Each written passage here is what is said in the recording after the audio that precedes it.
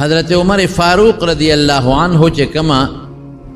زندگی تیرا کړې د خلافت او د بادشاہۍ نن دنیا هغې ته حیرانه ده. امن، زبردست امن، معمولی غوندې ظالم په مظلوم ظلم نشو کولی، سزا به ورکول او په سزا کې به دې ته نه کتل چې دا مشر دی که کشر دی، مالدار دی او که دا غریب دی او که دا د لوی درجې دی او که هر څوک دی، گورنر دی ولی نی، هغه له به سزا ورکوله. چې کوم عاملان او گورنران یې مقرر کړي وو په هغې به 4 شرطه لګول. یو شرط به یې پیدا لګاو چې ته به په قیمتي څاروي سورلي نه کې، برزاون اعلا اس په هغې به سورلي نه کې، قیمتي اوښ په هغې به سورلي نه کې، کوشش کوه چې په خر سورلي کې یا کمزوري اوښ باندې به سورلي کې. خو چې عام حالاتو کې ته ګرځې، یو خو جهاد له ځې نو بیا خو قیمتي اس پکار دی، خو چې عامو حالاتو کې ته ګرځې، کور ته ځې، دفتر ته ځې، د مسلمانانو حالات معلومه نو په قیمتي سورلی به سورلي نه کې، کمزوري سورلی باندې به سورلي کې چې خلک دونه وایي وګوره هلکه گورنر صاحب داسې قیمتي سورلي یاره چې داسې زم وی. او بل دا دی چې قیمتي په سورلی کې دا د بیت المال سره زیاتې هم دی، دا ډېرې پیسې غواړي، داسې به نه کې، په معمولي سورلی به سورلي کې. یو دا شرط. دویم شرط دا چې قیمتي نری جوړه به نه اچوې، غټه جوړه به اچوې، پیړه ډبله، کم چې عام شپونکیان اچوي او مزدوران یې اچوي، چې ستا د یو مزدور او د لیبر جوړه برابري، چې دا فرق پکې نه، قیمتي جامه نری دا به بالکل نه اچي. دریم شرط به دې پکې دی چې قیمتي خوراک به هم نه خوري. اوس که خورې خوره ستا خپل کار دی، خو چې کله عامل شوې او گورنر شوې نو شرط دا دی چې قیمتي خوراک به نه خوري، عام خوراک به خوري. او که چرته داسې مقرره چې خلک تا سره ناست دي او یو ځای ډوډۍ خوري، نو چې کوم هغه لیبر او مزدور خوري هغه به خوري، زیاتې قیمتي ډوډۍ به نه خوري. او څلورم دا دی چې په دروازه به دربان نه ودرې، چې چاته حاجتي او حاجت والا تاله راځي چې هغه ته رکاوټ نه درله راځي. او که د یو انسان ضرورت یو راتلی نشي نو کور ته به ورځئ. او د شپې او د چوټۍ پر وس کې به په لارو کوڅو کې ګرځې، د خلکو حالات به معلومې. دې ته خدمت وایي، داسې خدمت پکې. او د رسول الله صلی الله علیه وسلم حدیث دی، په هغې به عمل کې چې د خلکو نه ځان به اوچت نه حسابې، ځان به لوی نه حسابې. خلک چې په ځمکه کښېني په خوره به ورسره کښېني. دا به نه وي چې زه خو گورنر یم او زه خو والي یم او زه خو ډېر لوی سړی یم. نه، چاته به په سپکه نه ګورې او نه به په اوچت نظر تکبر به نه کوې. داسې والیان او گورنران، داسې والیان لکه نن چې زمونږ گورنران او والیان او زمونږ د وطن مشران د کمو کمو ګاډو کې ګرځي، کم ځای نه دا ګاډي راغله او کم کم خوراکونه کوي. د یو وخت په خوراک لکونه روپۍ لګوي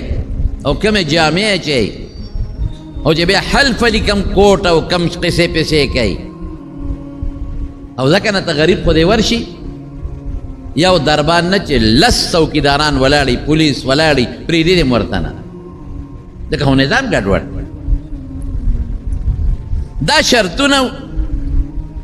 یو ځل د مدینې منورې په کوڅو کې روانو، یو سړي ول آواز ورکړ، وی امیر المؤمنین تا چې د گورنر د پاره دا کم شرطونه لګولې دي نو دا به تا د الله د عذاب نه د قیامت پر ورځ بچ کي، په دې به خلاص شي. چې شاته وکتل ولې وی ورشه د مصر گورنر ته دی وګوره چې کوم عامل دی هغه ته وګوره نو تا ته به خپله پته ولګي د قیامت پر ورځ به د مصر غریبانان یي او ستا به ګریوان بس فورا راغی د مصر گورنر څوک و عیاض ابن غنم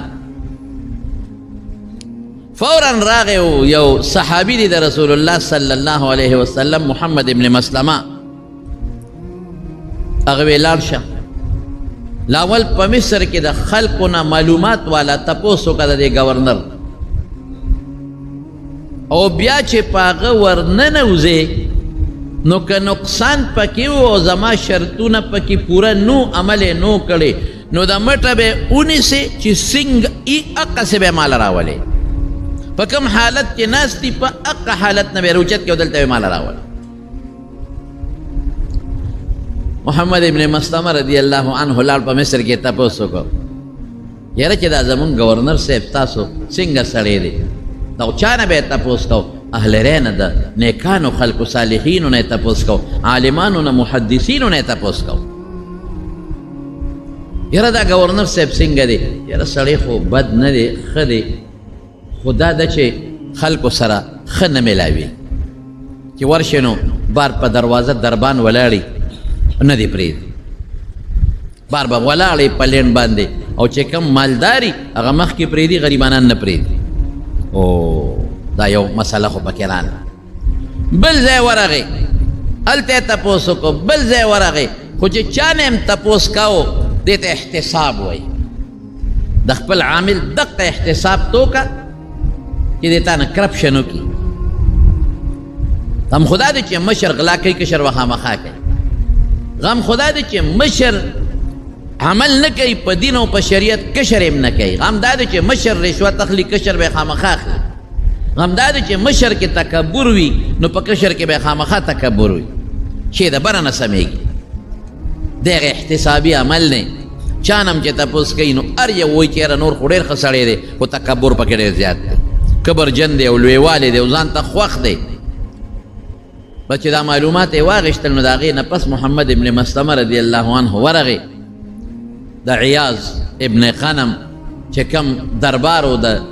گورنر هاوس ورته وی او کار څه ورته وی هلته ورغې چې ورغې نو په دروازه باندې واقعي دربان ولاړ او د دوی ودرېږه هغه وی زه عیاض سره ملاوېږم وی ودرېږه صبر وکړه زه به دې تپوس کوم چې هغه اجازت ورکړي بیا به ملاوېږي وی زما ضرورت دی دربان ته څه ضرورت دی اجازت ته څه ضرورت دی وی دغه دلته په ارام کښېنه دا د گورنر صاحب اړه دی هغه به اجازت درکوي چې هغه دې وخت فارغ دی نه دی فارغ آرام کوي که آرام نه کوي وی ښه داسې وکړه اجازت یې ترې غواړئ نو ورته ووایه چې عمر یو سړی را لېږلی دی چې د هغه نوم دی محمد ابن مسلمه تا سره میلاوېږي خو چې دربان ورغې او ورته یې وی چې امیرالمؤمنین صاحب سړی را لېږلی دی او نوم یې خو مشهور محمد ابن مسلمه خو مشهور د پیغمبر علیه السلام صحابي و بس سړي باندې راپرپې راغی او نیغ ودرېد او دی چې سنګ وی راځه صاحب چې دی سنګ ورننوته نو په نری جامه قیمتي جوړه کې ناست دویم یې ورسره ونه کړه وی دا مټې ونیو وی راځه امیرالمؤمنین دی غواړي وی ښه صبر وکړه چې دا جامې بدلې کړم او نور جامې واچوم د سفر او جوبه چوغه واچوم وی امیرالمؤمنین وی چې په کوم حالت دې ولید په حق یې راوله فورا راځه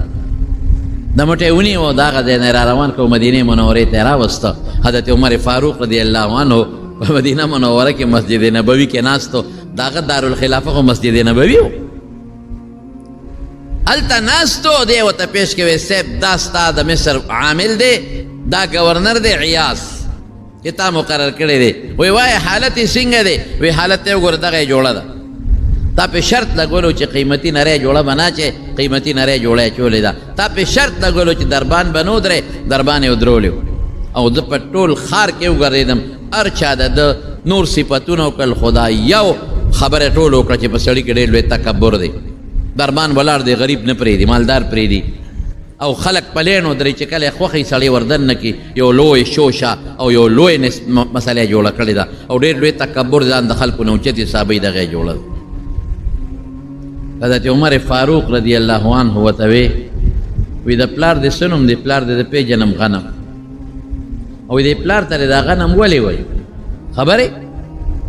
هغه سرخکته کوي یو وستا پلار بغړی چیلې سرول غنم په عربی کې ګړو چیلو ته د ګړو د چیلو رمیت او ګړو چیلو ته غنم وای نو استا پلار بغړی چیلې سرولې او د ګړو چیلو تجارت پکاو او ګړو چیلې ډېرې خوخه وي نو په دې وجه وت خلکو غنم نوم کې خو او یو سیب خبره دې ټیک ده حضرت عمر فاروق رضی الله عنه غالک ته ورشه د ګړو چیلو د سرور راکو تک راوړ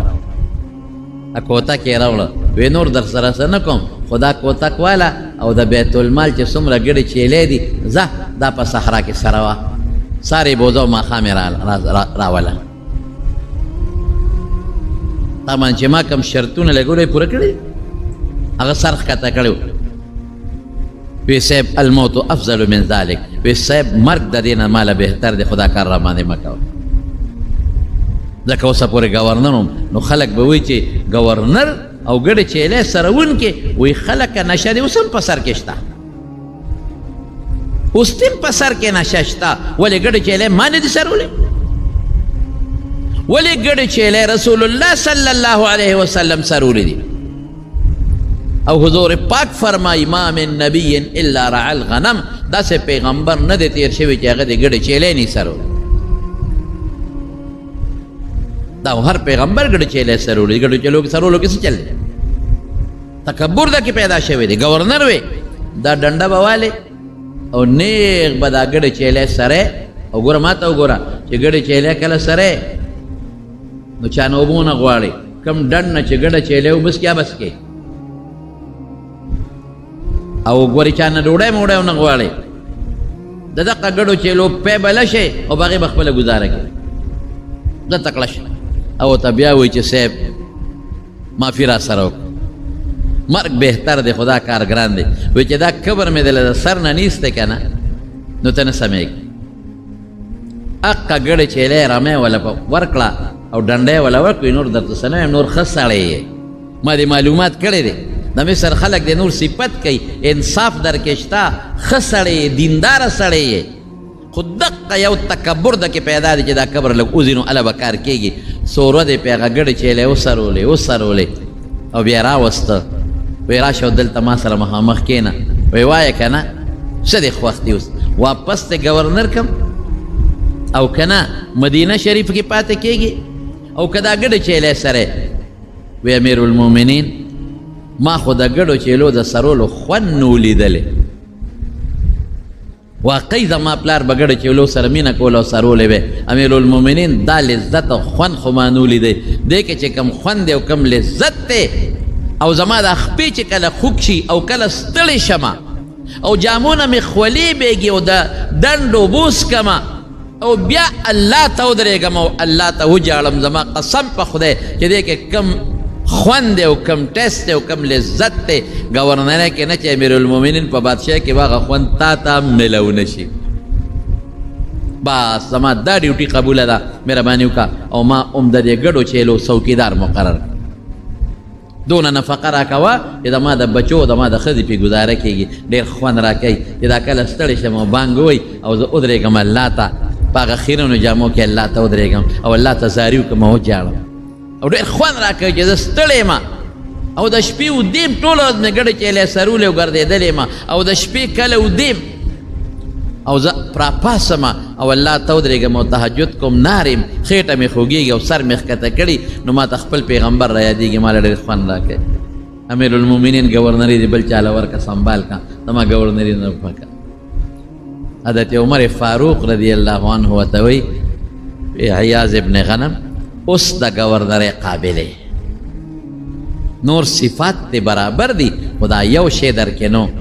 اوس د گورنر قابلې ځه اړر دی د امیر المؤمنین واپس مصر ته ځه او ما د مصر گورنر حضرت سعد ابن ابی وقاص رضی الله عنه صاحب کم صحابی دی سعد ابن ابی وقاص اوهو هغه د کوفه گورنر کړو خلکو په شکایت قصه به راته چې بل وخت کوم دی وخت مختصر دا یو ټکی د حضرت عمر رضی الله عنه خلکو پې شکایت وکړو یو صحابي یې ولېږه ویې لاړ شه او ته معلومات والا چې معلومات یې ولا او څنګ معلومات والا ویې لاړ شه او د ده نه پشي شام تپوس وکړه او بیا د کوفې کې څومره جامع مسجدونه دي جوماتونه دي دې ځان سره کړه د مخکې هم د خلکو نه تپوس وکړه هغه صحابي لاړ او تپوسونه یې وکړل هغې ټولو وې ډېر ښه سړی صاحب ډېر د انصاف فیصلې کوي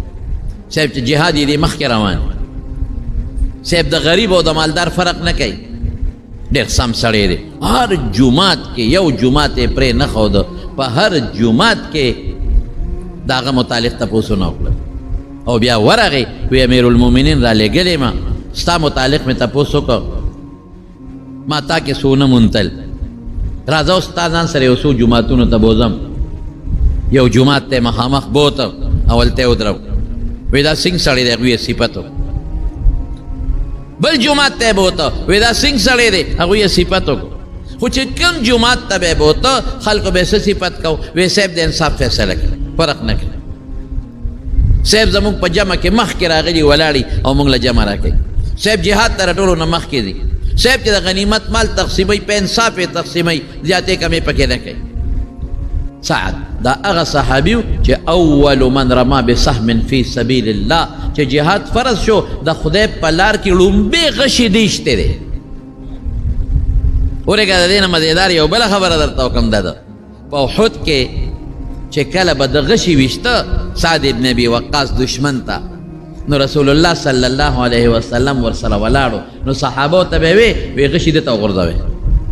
تاسو داسې ویشتل نه شئ کولی کم چې دی کوي نو صحابه به بټوې نه غشي دته غورځول او ده به غشي ویشته په دشمن باندې او رسول الله مبارک به کتل چې دا غشي په دشمن لګي که نه لګي دی ورته وي د الله رسول زما شاته ودرېږه ځکه چې د دشمن علم نو هغې په ما غزار کوي قانون دی چې ډز د کم ځای نه کېږي دشمن په هغه ځای ډز کوي نو اسې نه تو نه لګي نحردون نحرک زه دې مړ شم زما سینه دې سوری چې خو چې ته بچ حضور پاک ورته څه فرمایي واه صرف دو صحابو د پر دا منقبت بل چاله نشته چې د به غشي ویشته د دواړو جهانو مبارک سردار به فرمایل ارم یا سعد فداک ابي و امي سعدا اولا زما مور و پلار تا نه قربان پیغمبر مبارک د خپله مور و پلار قربانوي ارم یا سعد ای سعد اولا فداک ابي و امي یا فداک ابي و امي زما مور پلار تا نه قربان اولا دا د غټ منقبت دی نو ګوره دغه صحابي دی خلق یم صفت وکړو لیکن حضرت عمر فاروق رضی الله عنه بیا هم د کوفې د ګورنرۍ نه معزول که او مدینې ته یې راوست او خلکو ته اعلان وکړو وی خلکه ما که سعد ابن ابي وقاص د کوفې د ګورنرۍ نه سوبکدوش کو معزول مې کو په دې وجه نه چې د خیانت کړی دی په دې وجه نه چې د بېانصافي کړی دی په دې وجه نه چې د تکبر کړی دی په دې وجه نه چې شریعت د حکم کوتاهي کړې ده بس اسې ذمہداري پې نوره ورناچومه دې به راځي په مدینه منوره کې خپل ژوند تېروي داسې انصاف حضرت خالد ابن ولید څومره لوی جرنیل لوی جرنیل صرف دونه الزام و پکې چې خالد ابن ولید خپله کوي او د بل چا نه اوري نور انصاف کوي پوره او جرنیل دی صاحب چیف آف آرمی سټاف چې ورته وایي جرنیل صرف دومره ده چې د خپله مني وی غنیمت کې خیانت کوي وی نه په خپله وروستو جنګېږي وی نه مخکې جنګېږي شرعي څه نقصان پکې شته وی نه وی څه نقصان دی وی هغه چې لاندې ورسره کم نور جرنیلانو هغې وی خپله کوي زموږ نه مني بس او دا لا این اډر خو د مخکې نه را روان دی چې څه اډر کوي موږ ورسره ځو بس رسول الله صلی الله علیه وسلم وته سیف من سیوف الله ویلو چې د خدای د تورو نه یو توره د توره دا لقب ولا پیغمبر مبارک ورکړی بس چې نه منله حضرت عمر بل سړی ولېږه ورته ویې لړ شه او خالد ابن ولید به په میدان جنگ کې وي او ورته ووایه چې ستا په ځای زه موقع جرنیل کړم زه چیف آرمی سټاف شم زه جرنیل شم او تا نه دا عهده واخیسته ته به د یو سپی په حیثیت جنګېږي دا نه چې ته به سیکنډ جرنیل شې دا نه چې د هغې نه به لاندې شې دې زمانه کې مونږ ورته چې کومې هدیې ورکوه به نه، ته به د یو سپی په حیثیت یې. بس لاړ په میدان جنگ کې خالد ابن ولید ته اطلاع ورکړه، بس هغه چې هغه کم د جرنیلۍ مشری کم شو هغه غله ورکړه او لاندې راغی او د یو عام سپی په حیثیت باندې جنګېده. نو چا وله پیغور ورکړه، وی ته خو مخکې به د فوج جنګاو، څه به دې کول جرنیل وې، اوس یې لاندې راوستی. حضرت خالد ابن ولید ورته څه وی، وی اس پروا نشته، مخکې به مې خلک جنګول، اوس به په خپله جنګېږم. مخکې به مې خلک جنګول، ملګري به مې جنګ ته ور مخکې کول، بس ما لپاره منقبت دی، اوس به په خپله جنګېږم. یو ځل د دې برطانیې وزیر اعظم و، زما په خیال یو د دې وزیر اعظم نه مخکې بل و که بل و، ټوني بلیر یې ورته وی، ټوني بلیر. تاسو یقین وساتئ چې د هغه سټیټمنټ و د هغه بیان ما په خپله اورېدلی دی، ما په خپله کتلی دی چې د هغه نه تپوس وشو د دې دنیا کې د خلکو یو ایډیل. زمونږ پرویز مشرف نه چا تپوس وکړو ستا ایډیل څوک دی، څوک دی خوښ دی چې د هغه په شان بادشاهي وچلی، وایي کمال اتاتورک، یو ظالم بیکاره بادشاه و، بېدینه بادشاه و. هغه نه چا ټوني بلیر نه تپوس وکړو، ګورئ ټوني بلیر نه، وایي ستا ایډیل څوک دی، یعنی حکومت د چا په شان چلول غواړي؟ ویم وی او وی د مسلمانانو عظیم شخصیت عمر فاروق رضی الله عنه په شان. افسوس چې اقصی حکومت وچل، انصاف. بیت المال نے باقاعده د دین عالمان مقرر کړ، په جماعتونو کې کېنول معلمین، هغې د تنخواګانې مقرر کړ، وی خلکو ته قرآن وښایه، د پیغمبر حدیث وښایه چې تاسو بار لګیا یو ځان له مزدوري کوئ، تاسو به د دین خدمت سیګاو کوئ، تاسو له بیت المال نه تنخوا مقرر شو. څومره کونډې وې، یتیمانانو، مسکینانو او معذورو په کور کې به ناستو، تنخوا مقرر شو. او یوازې دا نه چې څومره مسلمانانو او ځوانانو او هغې د جهاد طاقت لرلی شو، هغې یې په کور تنخواګانې ورکولې، وی بچې تنخوا اخلې، خو کله جهاد ضرورت شو نو توره بالې و میدان ته به ځئ. فراواني شروع شو، زکاتونه خلکو ورکول، عشرونه خلکو ورکول. دا د پولیس نظام هغه جوړ کړی دی، د هغه نه مخکې یو فوج و بس، هغې به ټول ارڅه کول. هغه وی فوج خو به دشمن سره جنګېږي، دننه به امن و امان څوک راولي، دننه به زما د قوم حفاظت څوک کوي، دي خو به د بار نه کوي. نو دا د پولیس نظام یې جوړ، د ډاګ نظام یې جوړ کړ چې خطونه یا خلکو ته په اسانه باندې رسېږي. ځای په ځای پولونه جوړ کړل، پولونه، او ځای په ځای بیت المال جوړ کړ، او سرکاري ځمکو کې غریبانانو باندې تقسیم کړئ. وی راشه شابې ځان لی کرئ، هسې شاړې پرتې دي څه پې ځان له کرئ، بیت المال له به هم شی راځي او ستاسو به مې. په خدای قسم د انصاف حکومت. د روم یو بادشاه راغی، مسلمان شو، جبله نوم یې، جبله ابن هم. عمر فاروق ډېر زیات خوشحاله شو چې د روم یو بادشاه راغی او هغه مسلمان شو. د روم هغه بادشاه وی چې زما زړه کېږي چې زه عمره وکړم. عمر فاروق رضی الله عنه ورته وی زه به در سره یو ځای لاړ شم، دونه پروټوکول یې وله ورکړ، وی زه در سره یو ځای ځم او تا سره عمره کړم چې ته عمره کوې چې زه در سره وکړم. لکه اوس یو بادشاه لاړ شي او د سعودي بادشاه ورته وی زه در سره ځم، زه در سره یو ځای طواف کړم.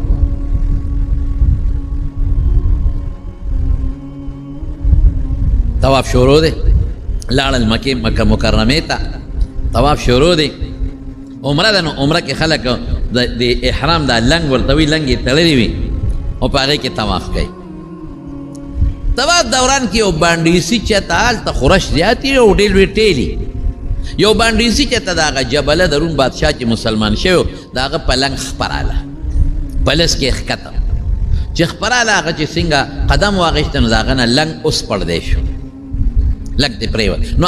بل څادر ورسره و، عورت یې ښکاره نه شو، ځان یې پټ کړ، خو لږ دې پرېوت. چې پرېوته نو دغې جبله لاس اوچت کړ، هغه بانډیسي یې ښه مضبوط یو څپېړه و، په دونچاقو دې زما پلنګ دې خپه کېښوده او زه دې بربنډ کړم، زما نه یې لنګ وغورځه. بانډیسي څوک و؟ هغه خو د حضرت عمر په رعیت کې و. هغه ته خو انصاف معلوم و چې که ته بادشاه و ته زوروره مې، خو ته ظلم نشي کولی. نیغ لاړ حضرت عمر فاروق له، وایي دغه جبله ده په څپېړه ووالې، چې طواف خلاص شو عمره خلاصه شرابې غوښته ښه په نرمۍ ورته وي دا باندې زیرې په سپېړه والی دی ویو ولې دې ووه وایي د ما په لنګ یې خپه کېښوده او د ما نه لنګ وغورځېد وجود مې لاندې ښکاره شو هغه ته وایي تا د په لنګ خپه ولې کېښوده وایي صاحب ما په قصد نه ایښود د لنګ ولې ځان پسې راښکه په کار خدا دی چې لنګ یې اوچت کړی وي حضور پاک خو فرمایي چې لنګ به د ګېټو نه اوچت دی د ولې لنګ ځان پسې راښکه او ما په قصد نه پرېښې خو رش وټېلو ما خپه کېښود هغه در په لنګ راله د چې قدم واخیست نو لنګ یې اوس پړدلی شو حضرت عمر فاروق رضی الله عنه جبله ته وی جبله داسې کان چې زیاتې دی کړی هغه قصدن پتا خپه نه دی ستا زمونږ پړه کې ډېر لوی قدر دی چې ته مسلمان شي زه در سره رالم او ما په خپله در سره طواف وکړم اوس داسې کار دی چې د خدای په نسته مسلمان شوی نو په اسلام کې مشر او کشر نشته انصاف هر چا سره دی دا باندې سیره دا کول غواړي امیرالمؤمنین ورته وی بخوې نه معاف کوم سپېړه یې رانیستله او سپېړه به ترې وباسو هلکه میلمه دې معاف یې کوې نه معاف کوم هلکه ته نه ګورې چې د ورسره د مدینې نه راځم او ما ورسره طواف وکړو وی صاحب هر څه ټیک دی خو د پیغمبر مبارک وینا ده پرېږدم نه ما نه سپېړه ایستله په ډک مجلس کې په ټول طواف کې او سپېړه به ترې وباسو حضرت عمر هغه ته وی داسې وکړه دوه خبرې د شریعت وینا ده اوس یا به دنه سپېړه وباسي او یا دا ده چې ته به دې راضي کې جبله وی صاحب ما له یو دوه درې ورځې مهلت راکړه زه به یې راضي کړم ډېره ښه او د انصاف خبره مې ورته کړې او د شریعت خبره مې ورته کړې وه یو صحابي تللی روم ته تجارت ته دا جبله پې خبر شو چې د مدینې منورې نه یو صحابي مسلمان راغلی دی او تجارت کوي نو دی او خپل دربار ته هغه صحابي ته ما پیژنې وی نه صاحب وی لږ سوچ وکړه ما به وپېژنې چې هغه ورته خپل تاج ماج لر کړه وی ولې پېژنم وی یو صاحب هغه جبله خو نه وی همغې چې زه مسلمان شوم باندې سیم په لنګ خپه کېښوده او بیا راته عمر وی اوس به دنه سپېړه وباسي او زه راله واپس عیسایي شو اوهو ډېر بد دی وکړه ډېر پریشان وی راځه مړه بیا مسلمان شه وی اوړه مې کېږي خو په یو شرط هغه شرط دا دی که عمر ما له خپله لور راکوي په نکاح نو زه واپس مسلمانېږم اوس که واپس مسلمان شم نو خلک به پې غورونه راکوي خلک به وایي چې دا څنګه سړی دی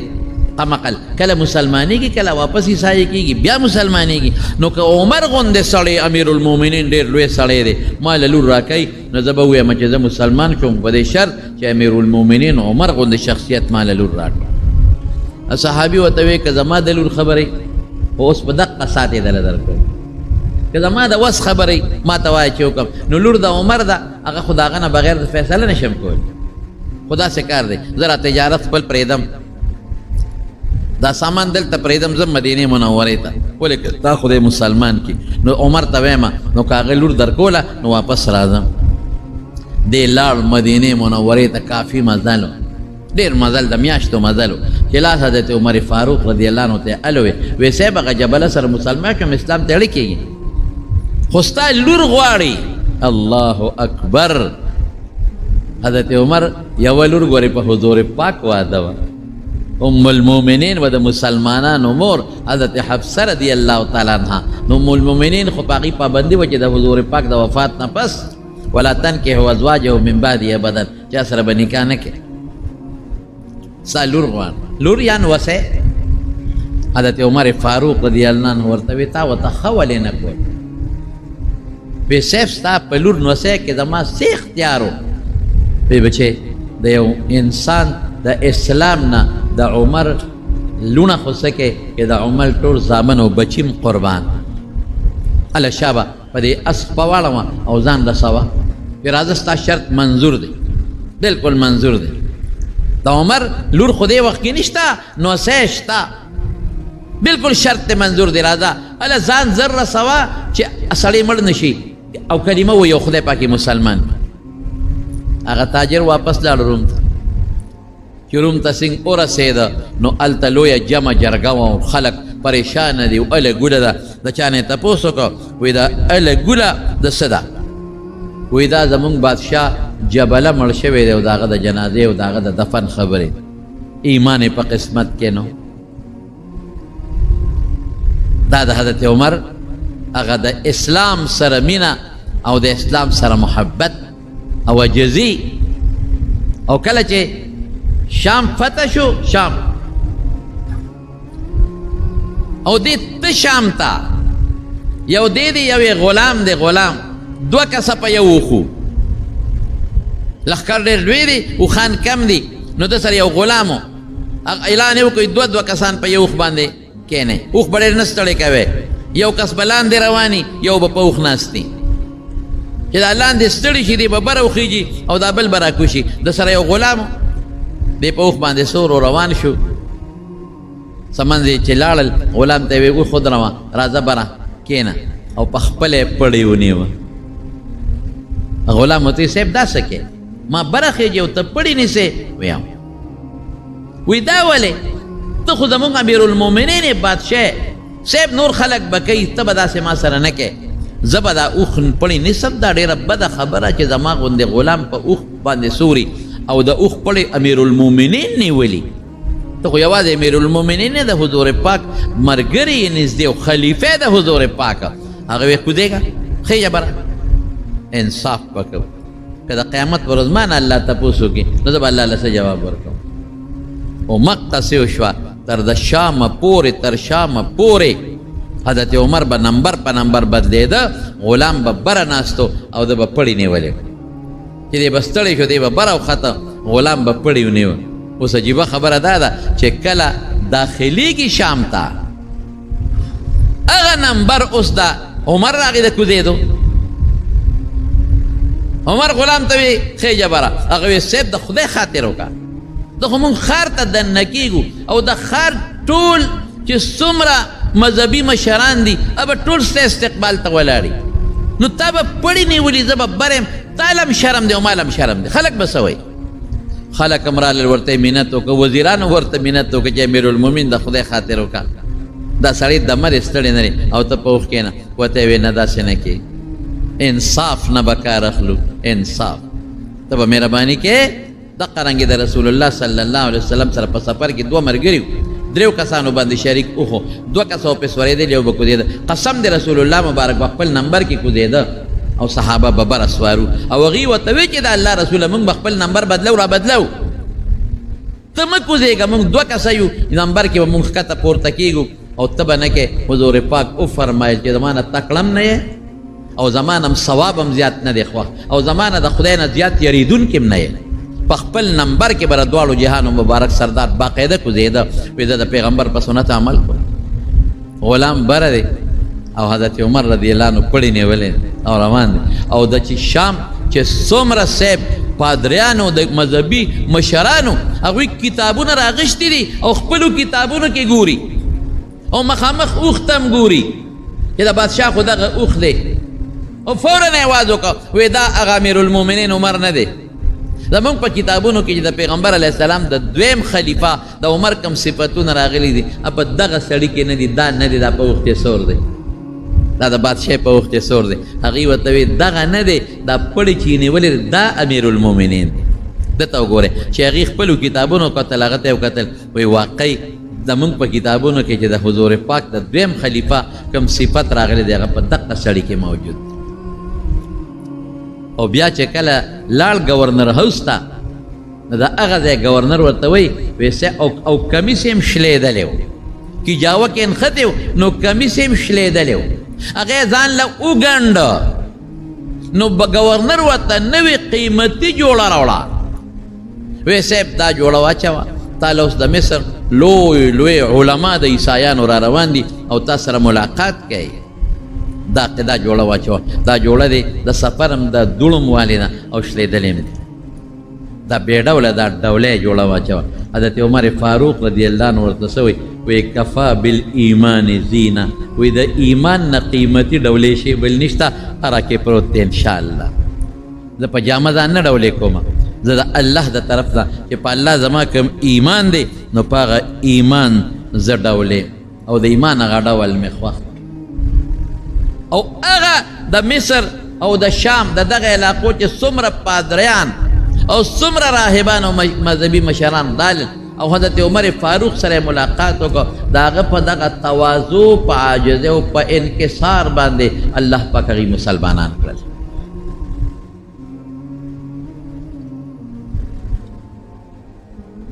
اسلام به نه خورېږي، امن به نه راځي، سکون به نه راځي چې بادشاه کې عجزي وي. بادشاه د بیت المال پیسه نه خوري، گورنر کې عجزي وي، مشرانو کې عجزي وي او د بیت المال پیسه نه خوري، په خدای کې غریبي وخوري. تو که دغسې احتساب راونیسه یو گورنر یا وزیر اعلی اوله چوکه ورکوئ دا ګړیو سره چې بیا څوک داسې وکړي. نن خو سره خبرې هم نشي کولی، سم دم به راسره دلته ګرځي ناست به خو چې هلته د وزارت کرسۍ ته ورسېږي وزیر اعلی شي او گورنر شي بس بیا ورسره خبرې هم نشي کولی. هلکه څه چل دی خو عام انسان یې که دغه مقبرې له به تم دي دغې له به ځم ده لا بوج در باندې زیات شو زما او ستا په نسبت، حساب کتاب به راسره زیات دي زما او ستا په نسبت. نو دا د حضرت عمر فاروق رضی الله عنه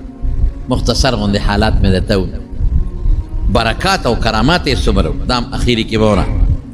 په مدینه منوره کې ناست دی، مدینه منوره کې او یو لښکر یې لېږلی دی د میاشتو په مزل لرې دی او د مدینې منورې نه آواز وکړه د هغه سړي نوم ساریه و، یا ساریتو الجبل الجبل، ای ساریه دې غر ته لږ متوجه شه، غر نه ځان وساته. د میاشتې مزل چې کوم خلک ورته ناست صحابه تابعین هغوی وې په عمر څه چلو شو، د چې اواز چاته وکړه ساریه ته خو د میاشتو په مزل لرې دی، یاره کمزوری دی څه عمر نس غلطي وشوه. ښه هغه ساریه چې کله راغی نو چا یې تپوس وکړو په پلان کې ورځ تاسو ناشنا څه اورېدلي؟ هغه ویاو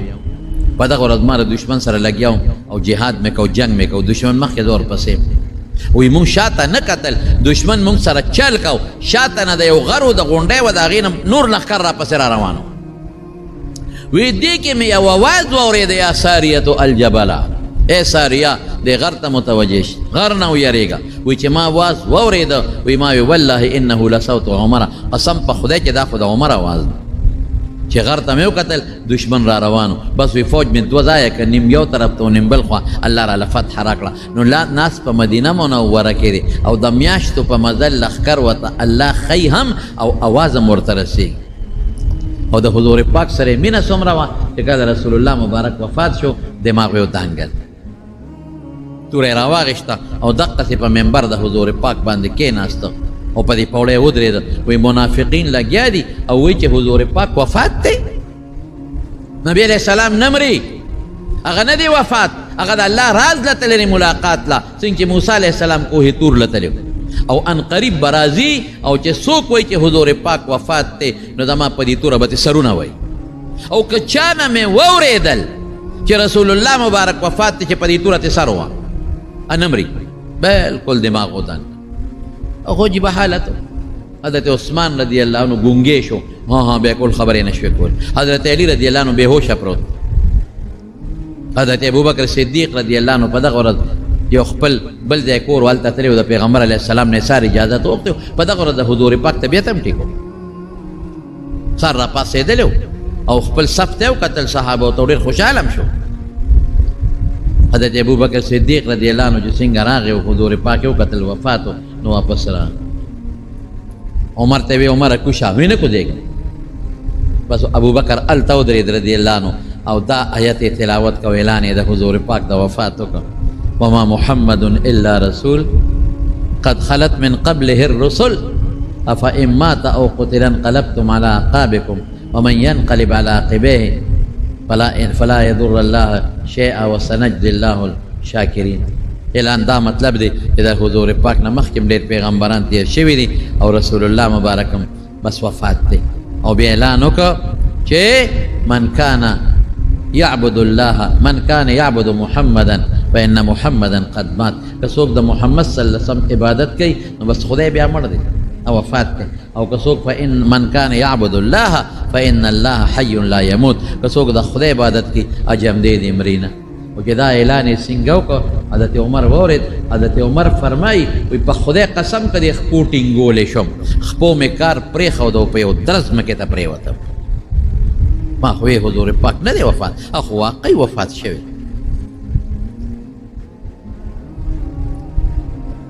نو حضرت عمر رضی الله عنه د حضور پاک سره ډېره زیاته مینه لږه نه ډېر محبت د وفات خبرې پاتې ده خو ختم شو نو دا که موقع وکړه خیر انشاءالله نو آینده جمعه کې به درته بیان کړم انشاءالله د حضرت عمر فاروق رضی الله عنه څه بعضې د زندګۍ حالات مو شروع کړي هم څه د دیني مقاصدو دپاره او د هغه لوی شان هم ترې معلومیږي حضرت عمر رضی الله عنه په خپله زمانه کې هغه کارونه وکړل چې هغه بل چا نه کړی لکه مثلا چې څومره معلمینو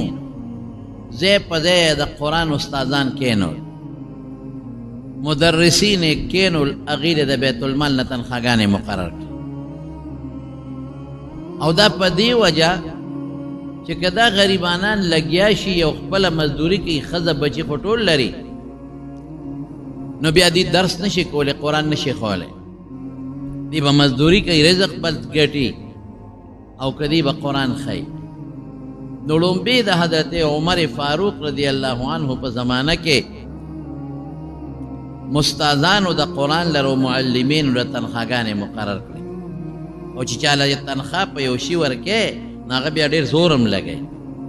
بیا د هغه سوچ هم دی که دا کار نه کوم نو هلته تنخوا را باندې بندېږي او دغه برستو کو که دا نه کوم نو ګناهګارېږم ځکه په دې سیز زه پیسې اخلم کم ماشوم چې به پیدا شو بس به راغی او د بیت المال چې کم سکرټري و هغه سره به یې نوم ولیکه چې زما ماشوم په پلانکي تاریخ پیدا شو او دی نوم دی او دی د پلار نوم دی هغه له باقاعده ماهانه وظیفه مقرر شو چاله به یې د میاشتې تنخوا ورکوله او چاله به یې غونډې کال پس کال کې غونډه یو کال ورکړه او چاله به د شپږو میاشتو ورکوله یو ځل حضرت عمر فاروق رضی الله عنه بازار کې روانو یو ښځه راله بخاري شریف کې راځي د شان یې ول آواز ورکړه وی عمره ما پیژنې وی نه وی زما خاوند په پلانکي جهاد کې شهید شوی دی زما پلار په پلانکي جهاد کې شهید شوی دی دا یتیمانان واړه بچی مې دي د دوی اسم نشته دونه څه نشته چې په خوله کې واچوي وی چوپي او دا خو به برباد شي د لوږې د لاسه به دا ټول مړه شي او زه د پلانکي لورې ما حضرت عمر فاروق رضی الله عنه ته مرحبا بنسب قریب ته خو ماته نږدې مسلمانان په حیثیت د اسلام ډېره نږدې رشته داري ده د نسب نه د اسلام رشته داري ځکه چې ته د پلانکي لورې نو هغه خو د اسلام دپاره ډېره غټه قرباني ورکړې ده وی راځه بویت د بیت المال ته بلکې کور ته یې بوتله او په کور کې یو اوښ تړلی و خو غټ اوښ سوره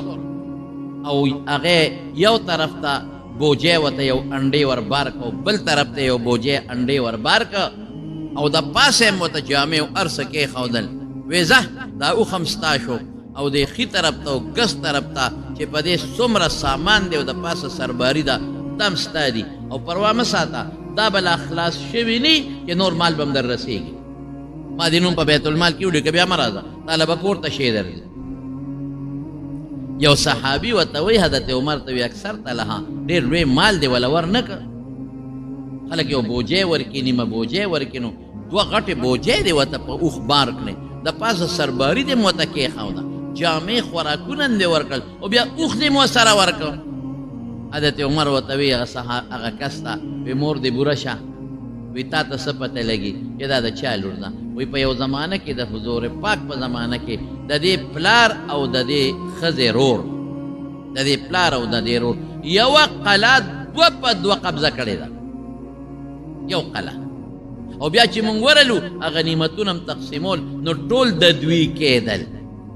لیکن هغه غنیمتونه په ټولو مسلمانانو باندې تقسیم شو دا د داسې نر پلار لور ده او د داسې نر رور خور ده نو دې ته به حضرت عمر نه کتل. هغه د اعلان کړی وی که د فرات دریاب په غاړه سپی د تندې مړ شو نو د قیامت په ورځ به یې تپوس د عمر نه کېږي. د فرات دریاب څه مطلب چې اوبه شته، اوبه شته ولې سپی د تندې مري؟ عمر له پکار دي چې دریاب ته ګودرې جوړې کړي. یوازې د انسان غم به نه کوي، د څاروو غم به هم کوي، د حشراتو غم به هم کوي، د سپو پیشوګانو غم به هم کوي. پکار دی چې دریاب په غاړه وړې وړې ګودرې جوړې کړي چې سپی ورشي او هلته دې اوبه وڅکي. د خلکو نه به یې عشرونه او زکاتونه راغونډول چې دا عشرونه او زکاتونه به خامخا ورکوئ، او هغه عشر او زکات په خپله به خلکو راوړه.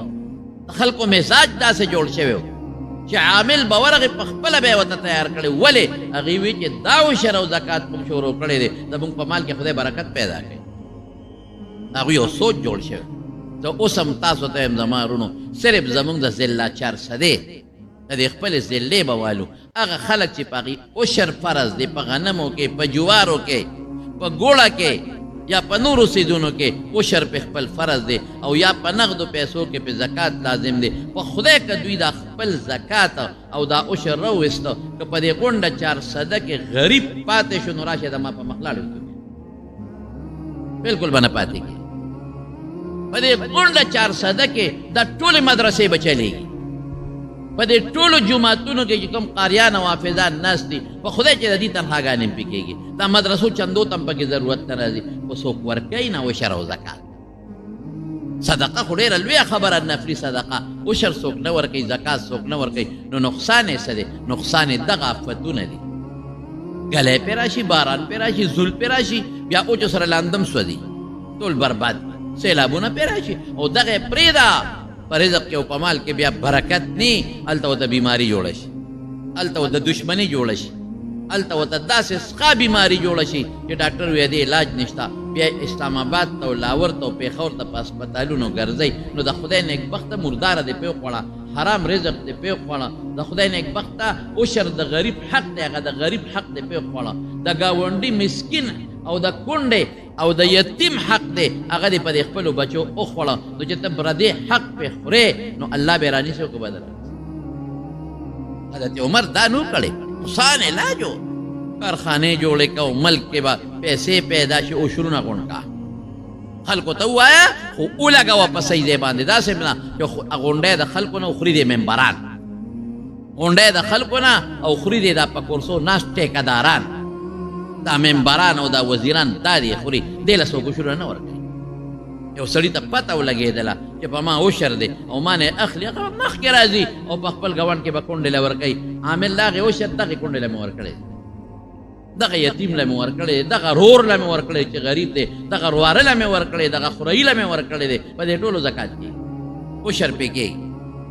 جنګ به هم ختم شي، حسد او بغض به هم ختم شي. چې یو سړي ته په ګاونډ کې د یو خان د طرف نه، د یو ملک د طرف نه، د یو زمیندار د طرف نه عشر او زکات میلاویږي، هغه به ترې قربانېږي، هغه به ترې غلا نه کوي، بیا هغه به ورسره حسد نه کوي، هغه به ورسره بغض نه کوي، دې سره ورولې جوړه شي. حضرت عمر فاروق رضی الله عنه دا سیسټم یې جوړ کړی او په لارې ځای په ځای پلونه جوړ کړل چې خلکو ته تلل راتلل اسان شي. او د ډاک سیسټم یې جوړ کړ، ځای په ځای ډاکخانې جوړې کړې، لکه اوس چې ډاکخانې ځای په ځای کوټې جوړې کړې، تنخواګانې مقرر کړې چې دلته به ډاک ځي. چارسده کې مثلا مثال در کومه، په ناګومان کې مثلا، په شب قدر کې، په پېښور کې، په نوخار کې دا ډاکیان به تلل، ته به یې ډاګونه وړل، هغوی به د خپلې علاقې بیلول. او دا د ډاک سیسټم هر چاته به په ورځو کې، په میاشتو کې ډاک نه، په د 2-3 ورځې کې به او هغوی له څاروي واخېستل دی ډاک والا له. په لږو ورځو کې به خطونه خپل ځای ته رسېدل. امن راغی، داسې امن راغی، مجال خو شته چې په ځمکه به د چا نه بوجۍ د غنمو پرېوتې وه او هغه دې څوک اوچته کړي. مجال خو شته چې چا نه په ځمکه معمولي غوندې یو شی پرېوته، هغې له خو دې څوک ګوتې یوسي؟ نه صاحب، د اوچته کړ. نه ولې اوچته کړم؟ حضرت عمر خبر شو، هغه خو وروره بل کار د سره نه کوي، فوراً دې په دورو ووایي. غلا دې وکړه، فوراً د نه لاس کټ کوي. مړی دې وکړه، یو مړی وشو په یو علاقه کې، په یمن کې، په یمن کې هغه 10 کسانو په شریکه یو سړی وجلو. حضرت عمر 10 واړه د پانسي کړل،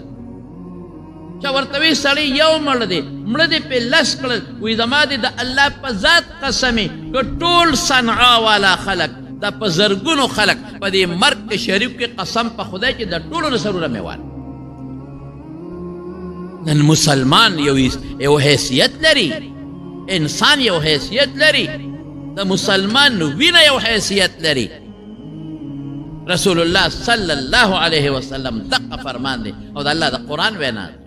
چا چې یو انسان مړ که کانما قتل الناس جمیعا د وس په د یو بر شو که وس یې وشو نورم دی به دا ټول مړه کړي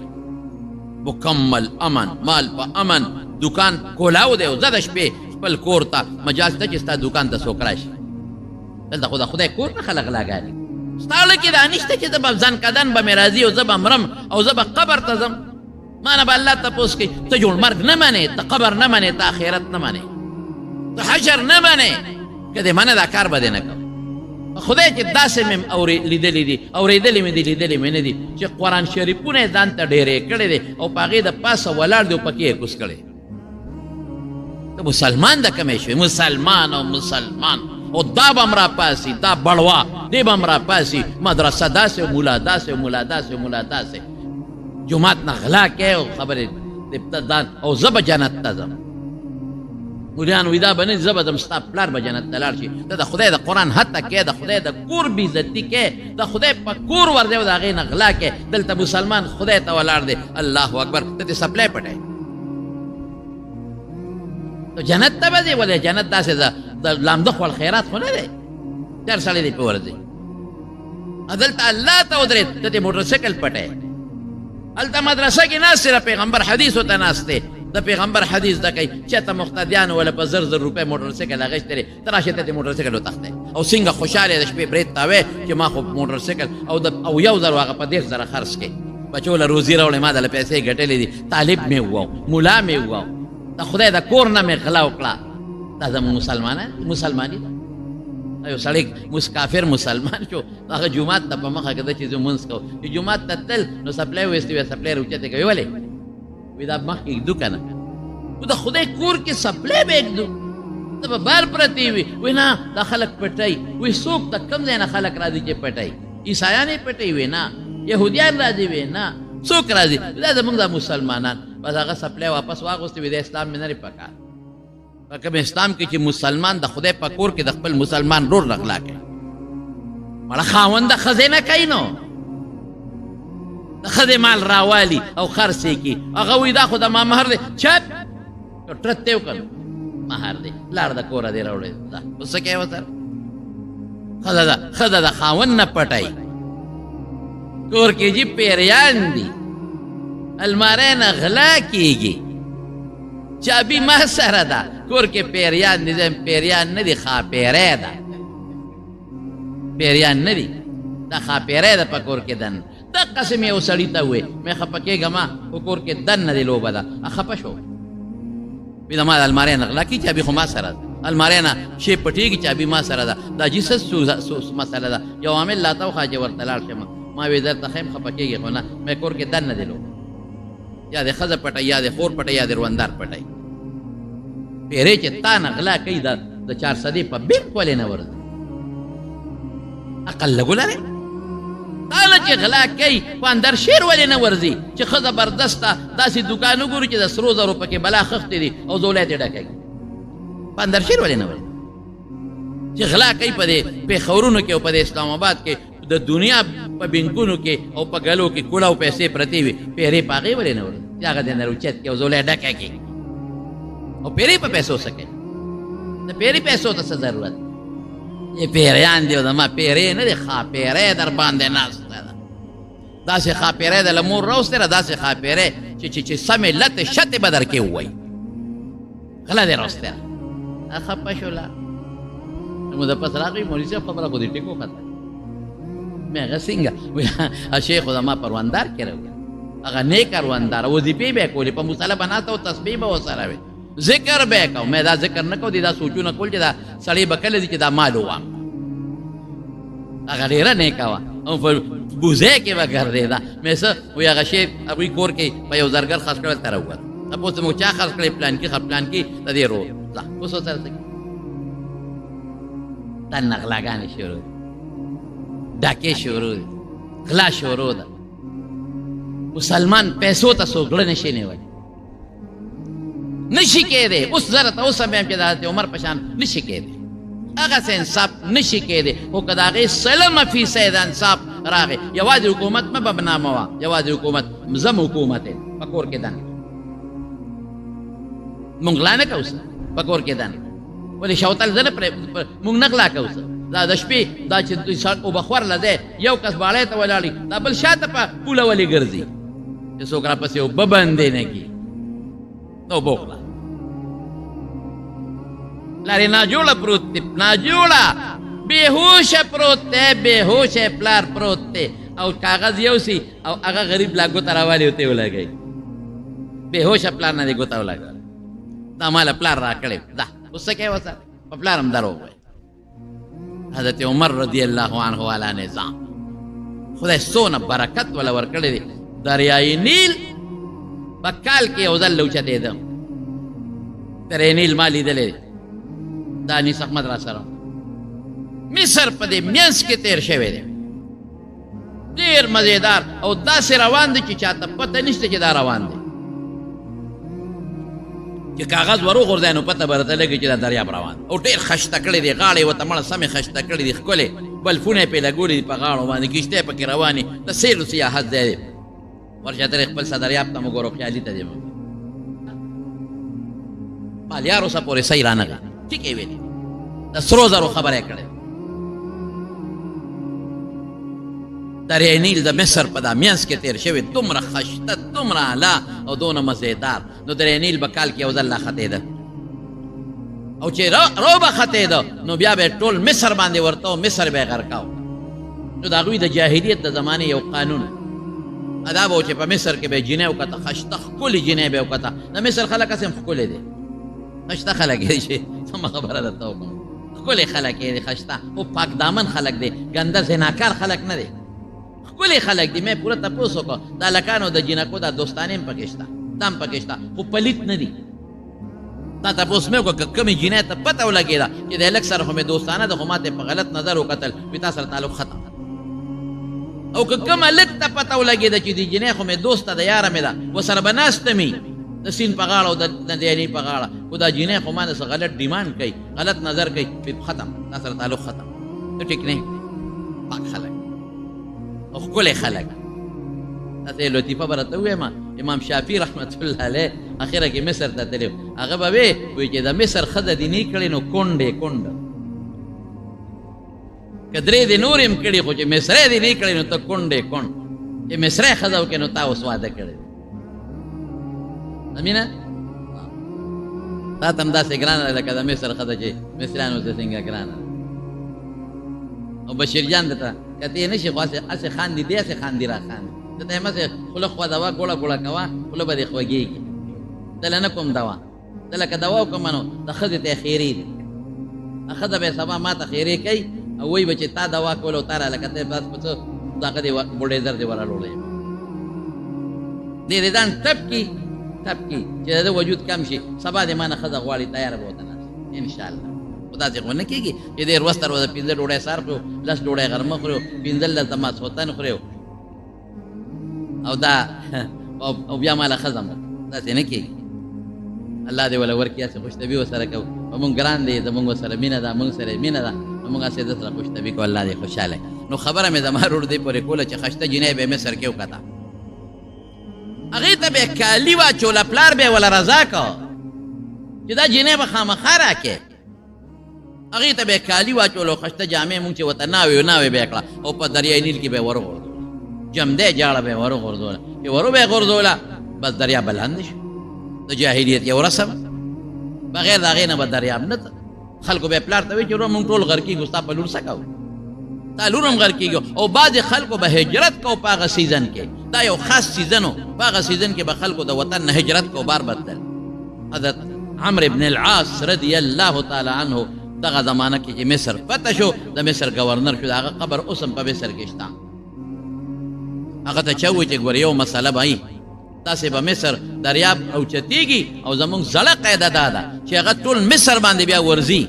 دریاب بالکل پوک نالي کې روان شي نو زمونږ قانون دا دی چې یو خشته جنۍ ګورې ورغورځو دا مسله درته پېښه د تیارې وته وکړه حضرت عمرو بن العاص وی د جاهلیت رسم سوال نه پیدا کی چې دا ټول مثل وړي یو دي سي زما دا گورنر هاوس وړي یو دي سي خو پیغمبر مبارک راغلی سره دی چې د جاهلیت رسمونه به ختموم د جاهلیت یو رسم به نه پرېږدم او فوراً هوښیارو حضرت عمر رضی الله عنه ته خط ولیږه وی دا چل کیږي په پلان کې میاشت کې او که دریاب راوخته ما خو اعلان کړی چې جاهلیت رسم به بالکل نی سبق وکړه زمانه خو د خطونو وه ټیلیفون میلیفون نو خط حضرت عمر رضی الله عنه ته ورسېد هغه جوباره خط راولېږه او داسې وخت و چې دریاب راوچت شو هغه ټیم راغی 11 ورځې د میاشتې د لومبي تاریخ نه یو مخصوص میاشت وه دریاب به راوچت شو دریاب بالکل کوټې مخکې نه ځي راوچت شوی دی او خلک رالل عمرو بن العاص رضی الله عنه ګورنر له وی د خدای دپاره بس زمونږ زړه طریقه ده مه کوه یو جنۍ به وروغورځه یعنې ټول مصر غر کېږي دا مونږ ته معلومه ده زمونږ د پلار نیکونو طریقه را روانه ده دا دریاب راځي زمونږ کورونه وړي زمونږ مال وړي زمونږ هر څه تباه کېږي مهرباني وکړه بس دغه یو جنۍ ده چې ټول هر څه مري یو دې پکې لاړه شي هغه وی والله که جنۍ رانه وروغورځه ما دې مو سره یوسي خو د جاهلیت رسم بالکل نه منم او دې کې دریاب وروسته اوچتېږي او خلک ورته په دې غرونو یو ځای بل ځای ناست دي او عمرو بن العاص رضی الله عنه پریشان دی چې خدای څه به کوي حضرت عمر خط راغی داسې ټیم کې راورسېد جوابي خط چې راغی په خط کې عمرو بن العاص ته لیکلي وی ډېر زبردسته خبره دې کړې ده زما پیغمبر راغلی هم دې دپاره دی چې د جاهلیت رسمونه ختم شي پام کو جنۍ ورنه غورځئ او داسې وکړه چې دریاب څنګه راوچت شي زما دا خط وروغورځه دا خط ورولول خط ورولل تحفه اثنا عشریه کې شته خط ورولل حضرت خط کې عمر څه لیکلي دا وره خط کې لیکلي دریای نیل د نیل دریابه که ته په خپل حکم چلېږې چې څه دې خوښې کوه جنۍ نشته نه درکوه چې په څه شیطاني چالو چې په څه دې خوښې کوه مصر غر کې او کار څه غر کې او که ته د الله په حکم چلېږې زه د الله د پیغمبر خلیفه ما عمر دا خط مې درو ویشته فوراً ښکته شه قیامته پورې بیا نه راوچتېږي عمرو بن العاص رضی الله عنه خط وروغورځول خو چې خط یې څنګه دریاب ته وروغورځو دریاب د سکندونو په حساب ویښله لاړ هغه چې دریاب ویښله تلې د تر ننه پورې راوچت نه شو یو سړي په زړه کې د الله مینه او د یو سړي په زړه کې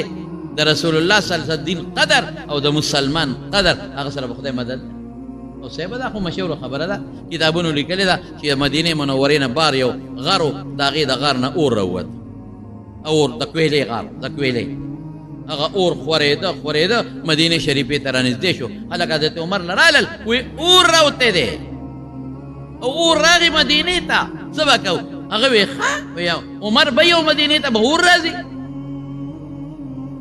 تمیم الداری رضی الله عنه ته وی دلته راشه وی ها دا چابک وال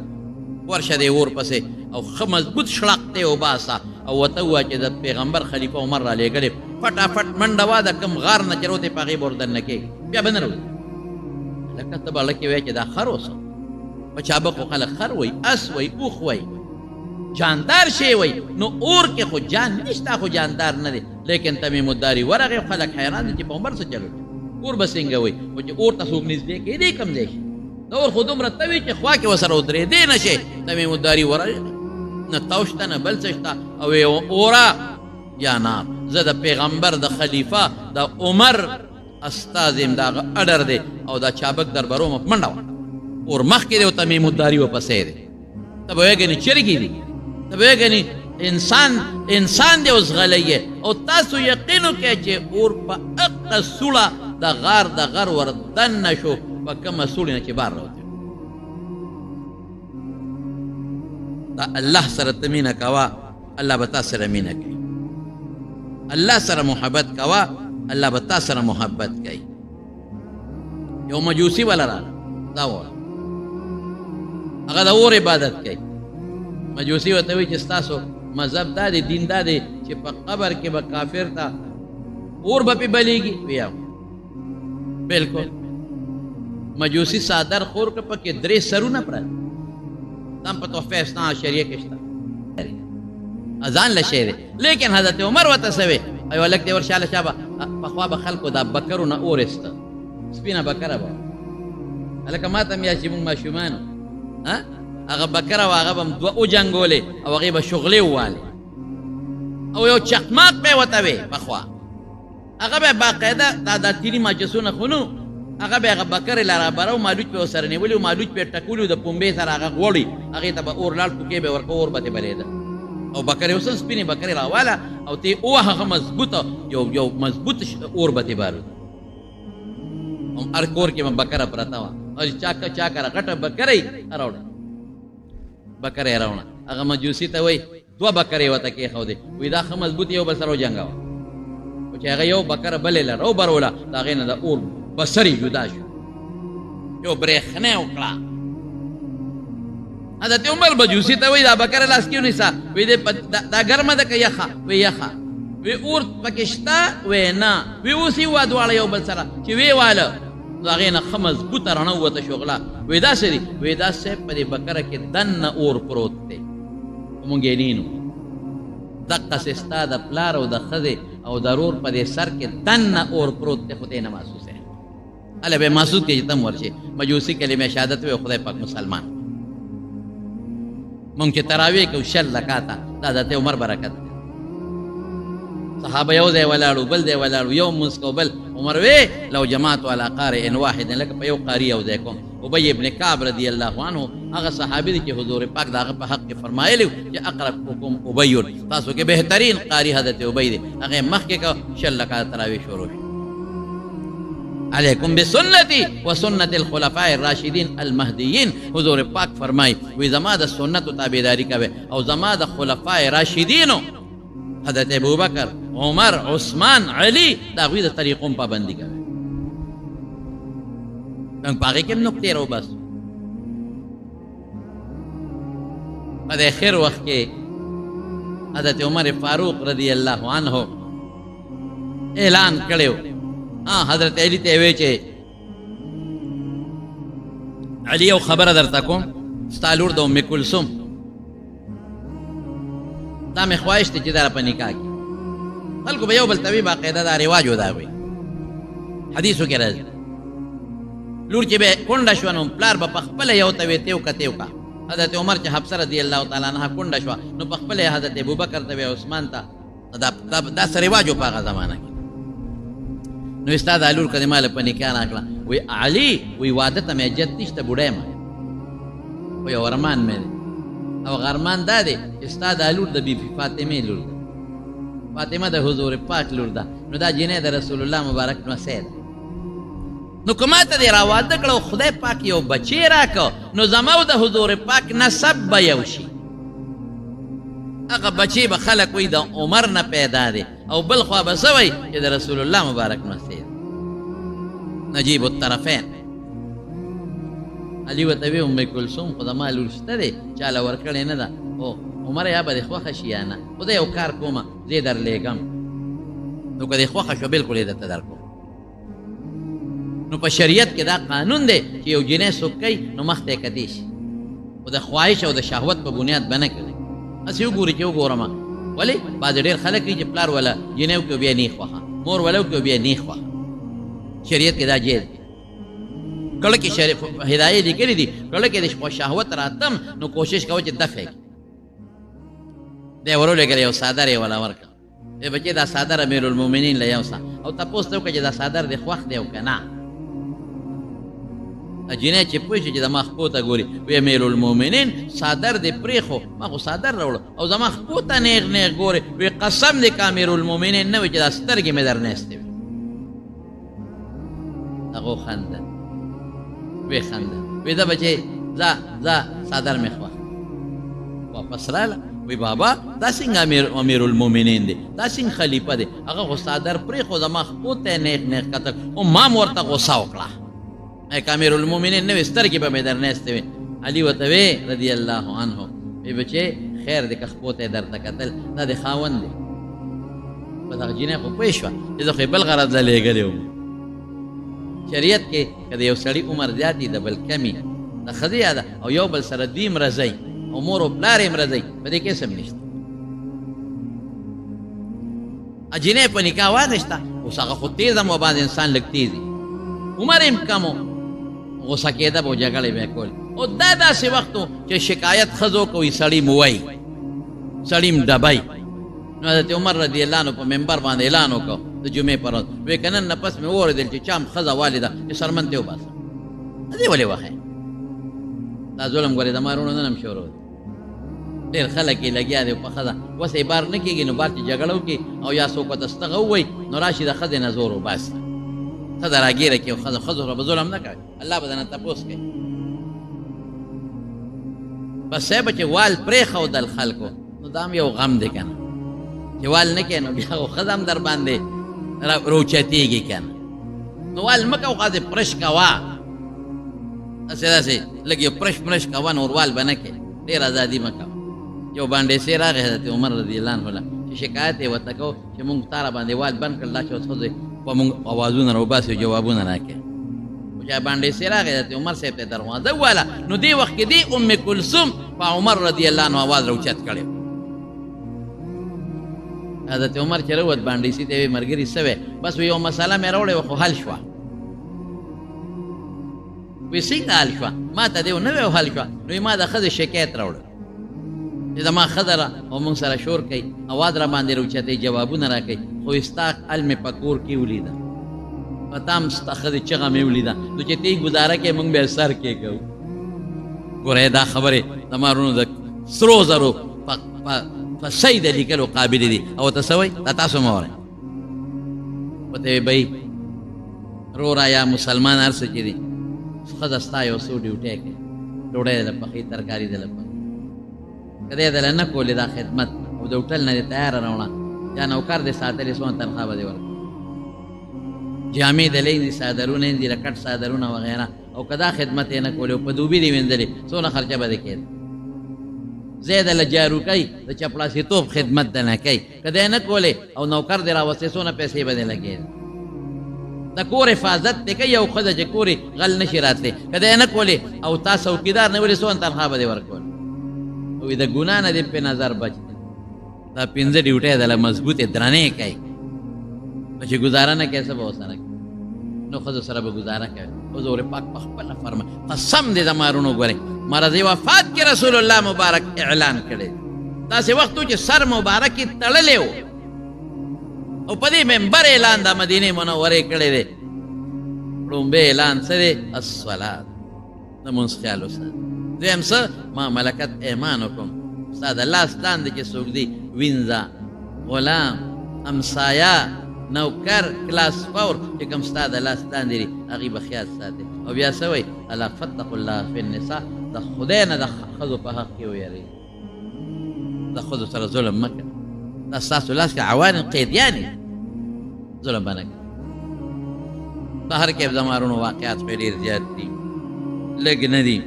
اوله راپاسې دغه ابو لؤلؤه ورته وایي وی امیر المؤمنین وی زما نیک ته ووایه مغیره ابن شعبه چې ما نه دیاړي کمه کړي د غلامانو ته به یې وی دی کار کوې او د ورځې به دومره پیسې ماله راکوې چې کوم به کاریګرو نو ما نه مغیره ابن شعبه دونه پیسې غواړي د ورځې نو دا ورته ووایه چې ما ته کمې کړي عمر ورته وی رضي الله عنه وی څونه دنه غواړي وی دومره مولوي دا خو معمولي شی دی سړی دی کې پسې کمې ته خو د دې نه زیاتې ګټلی شي چې لاړ هغه یو ټکې د خولې نه ووته وی تاله به مې یو جرنده جوړوم او یو ښه مضبوط خنجر یې جوړ کړ ولور او هغې له یې د زهر اوبه ورکړې دوه مخیزې او سار راغی جومات ته او په لومبي صف کې ودرېد حضرت عمر رضی الله عنه چې څنګه مخکې شو عموما به هغه صورت یوسف وی جومات به ډک و د خلکو نه او صورت یوسف به دومره اوږد وی او جړل به یې ورسره د حضرت یعقوب علیه السلام هغه د بچي خبره چې راله انما اشکو بثي وحزني الی الله نو هغې کې به یې داسې سلګۍ والي چې رستنو صفونو کې به خلک اورېدلې چې څنګه تلاوت شروع کړو لومبی رکعت بعد دغې حرامي پې ور منډه کړې او په خنجر یې د شانه و او چې څنګه او د شانه په خنجر به دی نو هغه وخت سړی ګرمي حضرت عمر رضی الله عنه زر راسته شو او عبدالرحمن ابن عوف شاته ولاړ و هغې د ځان په دی ورمخکې کمانده ته نو پرېوت غریب او دغې د سپېره بچي په دغه یو ځل 14 صحابه ووال چا چې به نیوه 14 یې ووال 6 پکې شهیدان شو او دا 7 کسان زخمیان او چې ته به چا به ور ټوپ کولې بس په خنجر به یې و بس یو صحابي سره کوټ و کوټ یې پې ور واچو کوټ کې ګیر شو لاس یې هم ګیر شو چاړه هم ګیره شوه نو ځان یې لاله او بس دوی بیا قابو کړی منځ عبدالرحمن ابن عوف رضی الله عنه ډېر مختصر منځ یې وکړه او صحابه واغېسته او کور ته یې ویوړ چې کور ته یې څنګه یوړه لومبې تپوس څه کوي الله وی منځ شو که نه چې زما په وینه د مسلمان لاس سور نه شو مجوسي له لاسه ولګېد دا دوه شو صحابه پریشان و جړل حضرت حفصه ام المؤمنین ټولو جړل چې دا څو شي وفات پېښ شو ځکه دا مسله د حضور پاک په صحابو کې داسې نه نه وه شوې دا لومبی او جنجال ولې نبي زرول دا د دې اسکو شربت جوس چې هغې په خولې ور واړول نو په دې خېټه تې بار راووتل په چاړه دومره د شانه بس صحابه پوه شو چې دی خو د دې نه جمدې نه پاتې کېږي اواز یې وکړ اوبه راوړی زوی منډه کړې اوبې والا راوړی چې اوبې څنګه راوړې هغه به ګنې سکي نو زر کېناستوي ما کېنوې او دس کومه هغه ورته وایي د خدای نیکبخته ته خو دغې بیماري وینه ده نه بیږي او تیمم باندې وکړه ورته یې بچې ما ته مونځ مه ښایه ما ته د تیمم چل مه ښایه د دغه کوټې مبارکې حضور پاک ته یې ګوته ونیول ما د هغه نه زده کړی اودس یې په دغه حال وکړه معذور انسان به هر وخت له اودس کوي په هغه وخت کې که ته بیا وینه بیږي مونځ یې کوي نو چې اودس یې وکړو وی اوس ما له تکیه راکړه کې مې نه وې ما ورته بیا ویې بابا په ملاسته وکړه وینې د نه روانې دي وی بچې ما درته ونه وې چې ما ته مونځ مه ښایه ما د دې صاحب د خپل محبوب خلیل حضور پاک نه مونځ زده کړی مونځ یې هغه وخت کې وکړو او بیا زوی ته وی بچې یو ارمان مې دی پړه که خدای پاک دا پوره کړي ارمان مې دی او هغه ارمان مې دا دی چې زما دا ارمان دی چې د حضور پاک کومه کوټه مبارکه کې دفن دی چې دې کې ښخ شم خو دا خو د عایشې ده نو ته ورشه او عایشې صدیقې رضي الله تعالی عنها نه تپوس وکړه نو چې ورغې عایشې صدیقې ژړل وی پلار مې رالیږلی یم او د هغه دا ارمان دی چې یو خوا حضور پاک دی او بل خوا حضرت ابوبکر دی دواړه مې دوستان دي او زه هغوی سره دفن شم نو عایشې صدیقې وفرمایل وی دا دی خو ما ځان له ساتلی ما یو خوا مې پلار دی ابوبکر بل خوا مې خاوند دی حضور پاک زه به ورسره شم خو زه نن قرباني ورکوم دا مې عمر له ورکړه او زه به د مسلمانانو په قبرستان کې د نورو ملګرو بیبیانو سره خښه شم هغه کوټه مبارکه کې دفن شو او د یو قبر دی پکې پاتې دی چې عیسی علیه السلام کله اخره کې د اسمان نه به راکوزېږي جمدې او هغه وفات شي هغه ځای کې به هغه دفن کېږي د 3 کالو په عمر کې د دنیا نه لاړ او د محرم لومبې تاریخو او د 6 کسو شورا یې په هغه بیمارۍ کې مقرره کړه وی د 6 کسانو چې کم سړی بادشاه مقرر کړ بس هغه به وی زما زوی به در سره پکې ناست دي خو بادشاهي به هغه له نه ورکوي هسې به راسره ناست دي د تعزیې په شکل کې نور تاسو 6 کسانو کمیټه چې څوک بادشاه کړ هغه به بادشاهي تمارونو دا د حضرت عمر فاروق رضی الله عنه څه مختصر جلکې مې بیان کړې د هغه لوی شان هم ته معلوم شي او د هغه دین له چې کم محنت کړی دی او هغه کم نقش پرېښی دی دنیا ته او معلومه رانه دنیا هم مني نو امیر ته ښکاره کړه الله دې کي چې زمونږ بادشاهان او زمونږ مشران هم خدای داسې او د هر کور مشر هغه هم الله پاک په دغسې کې څنګه چې د هغه کبې نقشې دي او الله یې زمونږ نه راضي شي دا یو څو کسان مړه دي یو خو زمونږ د ماروخیلو په کندي کې د خان شریف